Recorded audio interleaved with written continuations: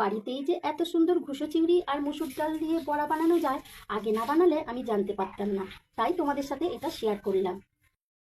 এখানে নিয়েছি ভিজিয়ে রাখা পরিষ্কার করে ধুয়ে মসুর ডাল, চুনো মাছ মানে চিংড়ি মাছ, ছোট ছোট চিংড়ি মাছ।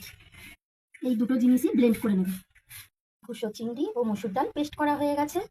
এর মধ্যে পেঁয়াজ কুচি দাও, লঙ্কা কুচি, ধনে পাতা কুচি, জিরে গুঁড়ো, ধনে গুঁড়ো, হলুদ গুঁড়ো, পরিমাণ মতো নুন, সব উপকরণগুলো একসঙ্গে মিক্সড করে নাও।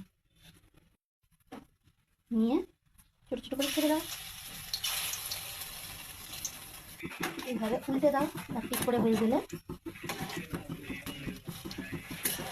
ভাজা হয়ে গেছে, এবারে তুলে নেবে এগুলো।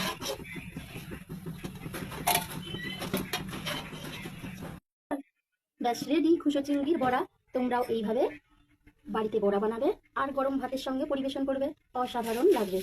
দেখা হচ্ছে পরের ভিডিওতে। টাটা।